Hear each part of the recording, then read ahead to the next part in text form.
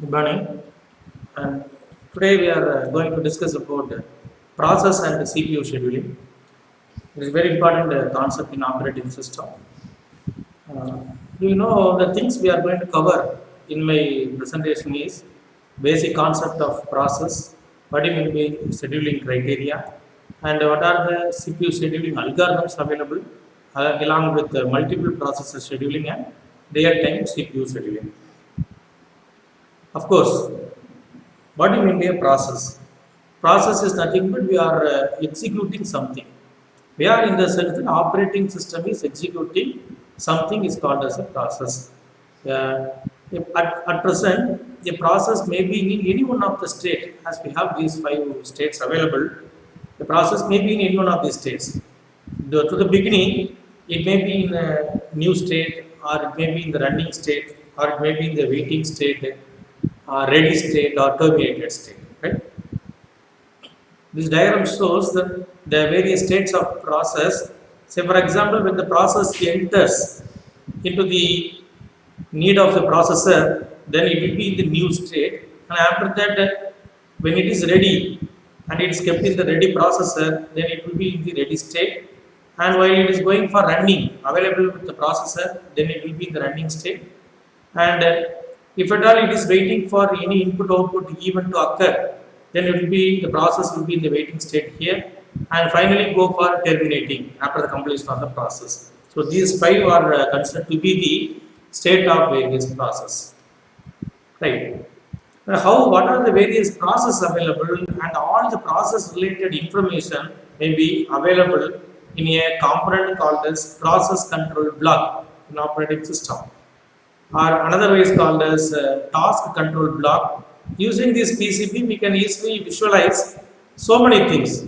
What are the various process states available, and what are the process number now the process is going on, and which program counter available, and registers, memory chips, all these things information will be clearly illustrated in the process control block. Whether the process in the running state or waiting state or in the new state, all this information may be in the process state, and program counter, location of instruction to next execute, and the address of the next instruction to be executed will be in the stored in program counter, and CPU register is going to contents of all process centric register will be clearly mentioned. All the memory management allocation informations are also available in process control block. Suppose this particular timing diagram shows that two processes, process P0 and process P1, in between these two, how the PCB is going for loading the current state. Say, for example, process P0 is just executing its state. Then, whenever the process P0 is executing, it is loading all its information in the PCB0 in the saving state. And during that time, process P1 will be in the ideal state. Right? Now, you go and see the process control block 0, then you can see the information related with all the process P0, right? And after idle time of the process P1 is over, we need to go for executing process P1. What OS is doing? The OS is reloading state of the PCB B1, reload state from PCB 1, and keep process P0 to be ideal, right? And the execution of process PCB1 will be executed, and after that going for PCB, saving the state of the PCB, and once again keeping process P1 in the ideal state. This change of interchanging of action of processes between process P0 and P1, all that time it needs to save its states and reload the state of process control block. So of course we know we want to execute anything of the process, we need certain bursting. We are saying the naming it as a bursting, or we can say the burst cycle. So of course, all the basic concept, all the CPU scheduling will be done with two different types of bursting. Say, for example, either it is CPU bursting or input output bursting. It keep on changing. CPU burst, the assembler, the program is going for loading, or it going for adding, reading from file, all this to happen inside the CPU burst time is taking place. And if at all the particular process is waiting for input output, and waiting input output burst time and CPU burst time, input output burst time, it keeps on changing. So this particular diagram, histogram shows that how frequently the burst time is changing. Say for example 0 to 8 millisecond, the change of state of the frequency of change of the state of the CPU burst time is deviated from 40 to 8. It 42 increases to 156 and after that starts decreasing to 8 and keep on timing in the steady state for 40. Then process scheduling. What do you mean process scheduling? Process scheduling scheduler selects among available process for next execution on CPU. Right? There are we can classify it as three different queues available. One is called job queue, ready queue, and device queue. Job queue set of all process in the system. Ready queue set of all process residing in main memory, ready and waiting to execute, and device queue set of process waiting for input output devices.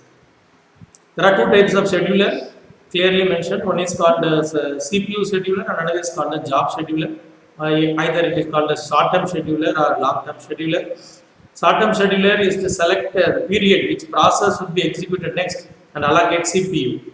Right? It is very time-wise. It is very frequently to happen and it is fast in nature. It will be something called as in millisecond. And long-term scheduler is called, otherwise called a job scheduler. Here it selects which process would be brought into ready queue. Right? Something it takes around seconds or minutes and the degree of multi-programming and it is infrequent long-time scheduler happen.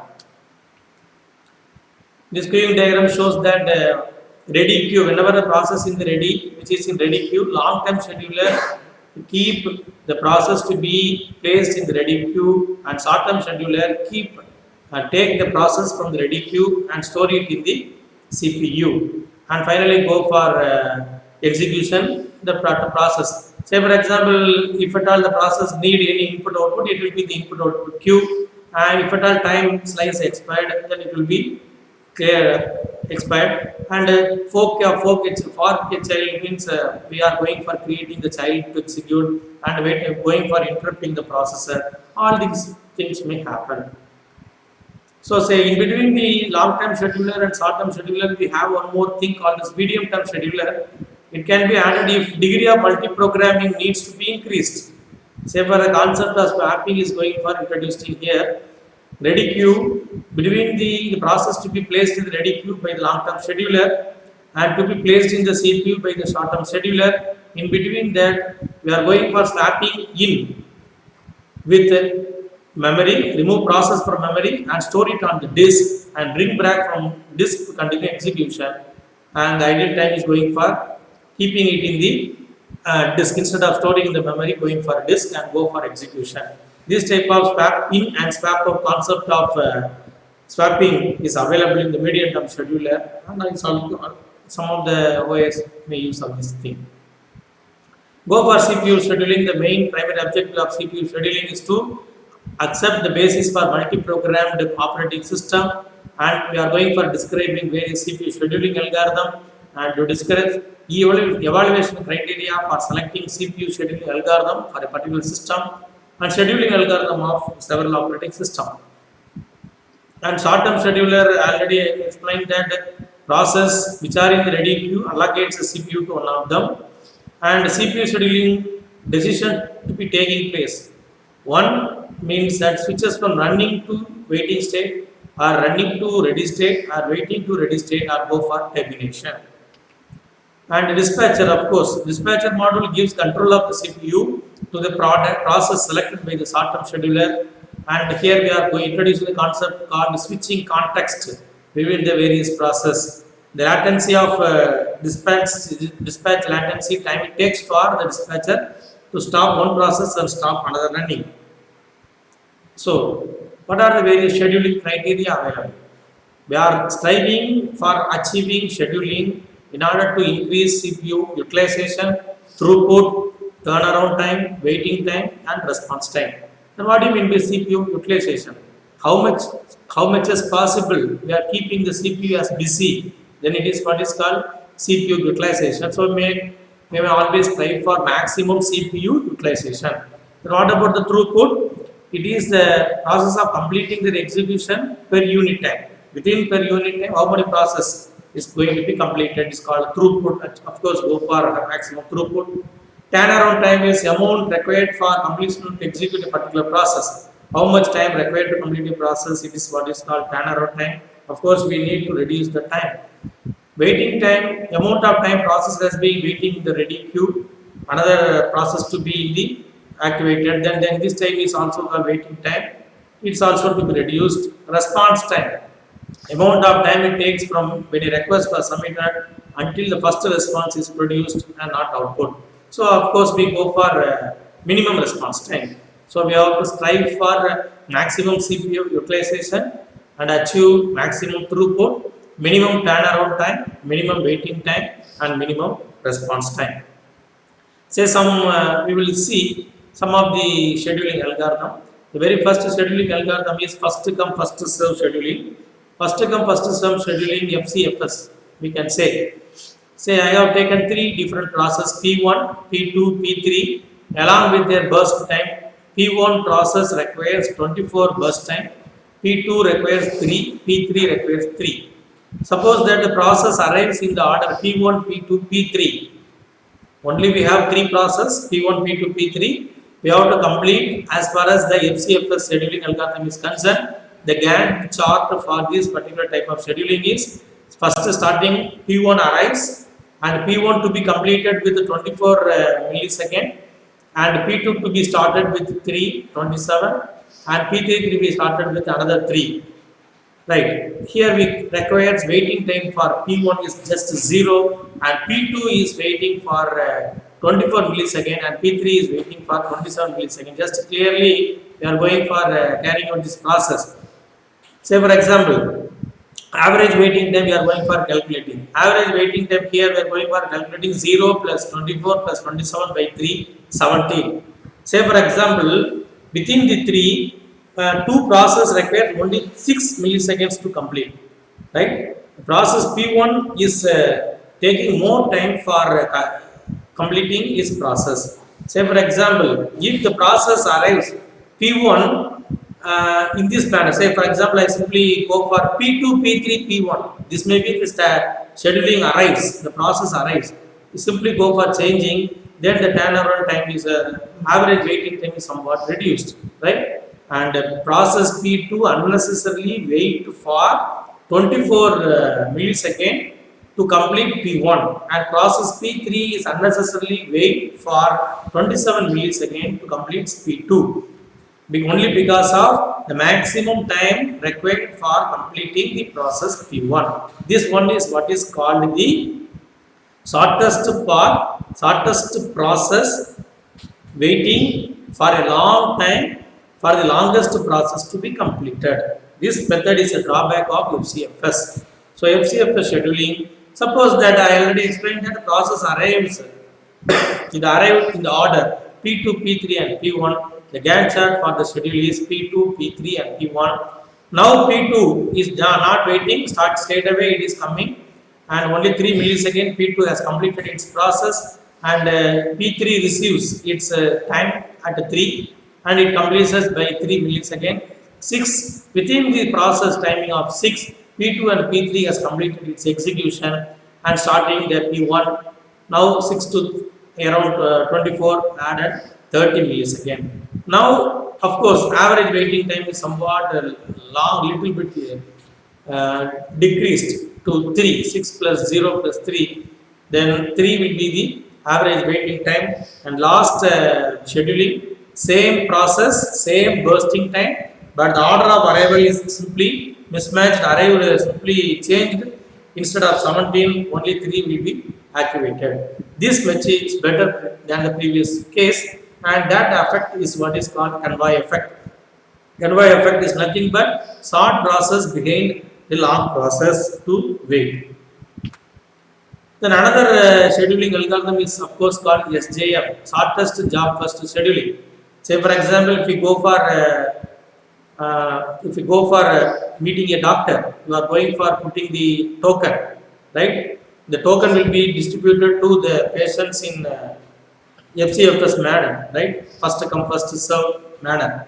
That method is scheduling is what is called FCFS. Let's say, for example, in another method, we can simply go for shortest jobs first. In this method, here some of the person who is going to meet the doctor within a fraction of second, he needs to meet the doctor within 5 seconds alone. He needs. Say, for example, token number 1 requires 15 second. Token number 2 requires another 30 seconds, 30 minutes. Say, for example, only token 3 requires only 1 second to meet the doctor. Then that 1 second token 3 will be waiting for prolonged period of time for the completion of token 1 and 2. That has to be avoided, called convoy effect. That should be reduced. For that, token 3 will be given priority, and the shortest, he is the shortest job, and he needs to be completed within the span of time. Say, for example, this particular Gantt chart explained process P1, P2, P3 and P4. 4 process arrives at various burst time of P6. P1 arrives requires burst time 6. Process P2 requires 8. P3 requires 7 and P4 requires 3.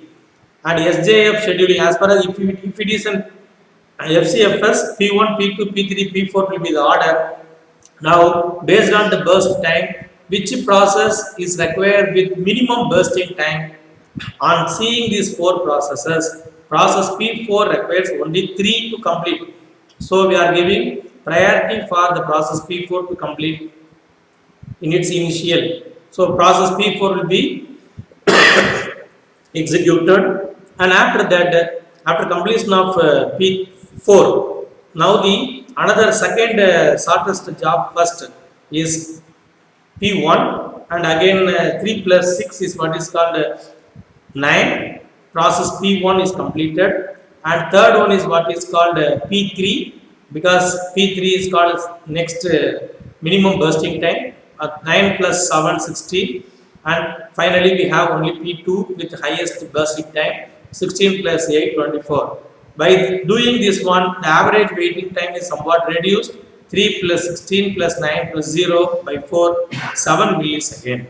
So this method of shortest job first is also again another scheduling algorithm, may be used somewhat better, give better response than FCFS. This may be some of the bursting, how the time is calculated, minimum bursting time for calculating the SJF. This another preemptive version of SJF is there. Then it is what is called shortest remaining time first scheduling. Shortest remaining time first scheduling. Here the CPU bursting time changing from T for T1 6, 4, 6, 4, 13, 13, 13, and our guess is of course 10, 8, 6, 6, 5, 9, 11, 12. This graph shows that 6, 4, 6, 4 like that timing requires for length of the next CPU burst to calculate. Shortest remaining time first. This is another simple modification of the SJF. Instead of the minimum short time required for completing, burst time required for completing the process, here how much time required to be completed? The remaining time required for completing. Say, for example, token 2, the second person is having the shortest time. He is meeting the doctor, right? And third person is having less time than that of the second one. Then we go for the shortest remaining time. To here he will be in the waiting state, and third will be actuated. Here process P1 arrival time 0, bursting time 8, P2 arrival time 1, bursting time 4, P3 arrival time 2 and bursting time 4, 9, P4 arrival time 3 and bursting time 5. Say a simple modification in preemptive SJF. Then P1 here the bursting time, based on that bursting time, the arrival time is only 0. We skip straight away go for executing P1 with the minimum starting time 0, and within the time period of 1 millisecond process P1 will be completed and P2 arrives. That arrival time of P1, P2 started, and minimum time required for the P2 to complete is 4, again 1 plus 4, 5 millisecond to complete P2, and P4 will be started because P4 is a third arrival time and requires with minimum bursting time. Before 5 plus 4, 5 plus 5, the 10 millisecond is required. And minimum P1 to complete is again 7 millisecond is required to complete P1, 10 plus 7, 17, and P3 is required with 9 bursting time. So 17 plus 9, 26. So average waiting time now we are calculating, it is around 6.5 millisecond. So this is another method of scheduling is what is called shortest remaining time first. So we have discussed first come first serve based scheduling. Second one is shortest job first way of scheduling, and shortest remaining time based scheduling. And next one we are going to discuss is what is called priority scheduling. Say for example, we put token for the doctor to meet, and based on the priorities also. Say for example, 5 tokens distributed for the patient P1, P2, P3, P4 and P5. Say for example, based on the FCFS, the scheduling algorithm, the token is distributed and the doctor is meeting each and individual patient one by one. Say for example, immediate cases may arise. Say for example, some accidental cases may arrive. It is taken care into maximum effort. So the priority given for the particular patient should be much higher than that of the already scheduled 5 persons. So we keep all these things into action, go for priority given for another person. Then that method is what is called priority scheduling. So low priority process may never execute, and the problem of aging may also time progress increases the priority of the process. So example of priority scheduling, every process is given with priority along with burst time. Say 5 processes I have given in the Gantt chart. Process P1, P2, P3, P4 and P5 along with bursting time 10, 1, 2, 1, 5 and priority 3, 1, 4, 5, 2. Just to see this scheduling algorithm based on the priority, which one is given with highest priority? Priority we are giving is P4, right? P4 the higher priority value is 5. And priority scheduling Gantt chart is first we are starting with P2. P2 bursting time is very low, 1, and after that just enter P5. The second priority, first priority we are giving with P2, the second priority we are giving for P5, and bursting time for P5 is 5, 1 plus 5, 6, and the process of P1 to be completed and its priority is 3 and 10 amount of bursting time has to be completed, and next one P3 and last one is P4. The average waiting time now is looking for 8.2 milliseconds. So this method is again called the priority scheduling. And next scheduling is called round robin. Here we don't have any priority. All the process will be given with the time slice. We say for example 20 or 30 milliseconds. The time quantum will be allocated for every process to be completed, and the queue, based on the queue we can easily go in for carrier. So for example, in this diagram I have given 3 processes P1, P2 and P3 along with the bursting time of 24, 3 and 3. Process P1 we are given with 4. So for example 4 will be the time quantum allocated for this round robin. Process P1 enters, 4 time quantum is completed, and P1 remaining 20 will be in the waiting state, and P2 is just entered and 3 process will be completed. So 4 plus 3, 7 completed, and P3 enters into 7th millisecond, and 7 plus 3, 10 milliseconds, and P3 will be completed. So within this 10 millisecond, P2, P3 has completed its entire execution. The remaining thing is P1 to be completed, yet to be completed, and P1 20 milliseconds job to be completed. So P1 10 to 14, 14 to 18, 18 to 22, 22 to 26 and 26 to 30. All these will be completed with the time quantum of 4. So this time gives better response for all the process to be completed, because we are giving equal weightage given for all the process to be completed. So Q we have to select before going for round robin 10 milliseconds to 100 millisecond, and the context to switching time is less than 10 microsecond. So The time quantum and context switching time is 12, context switching time 0. If you are going for 6, one context switching time requires. If it going for increasing the context switching, then the time process to change its slices is of course increases to 10. So in this way, the various scheduling algorithm works. So in today's presentation, we have discussed 4 different types of scheduling algorithms, starting from FCFS, first come first scheduling, and SJF, shortest job first scheduling.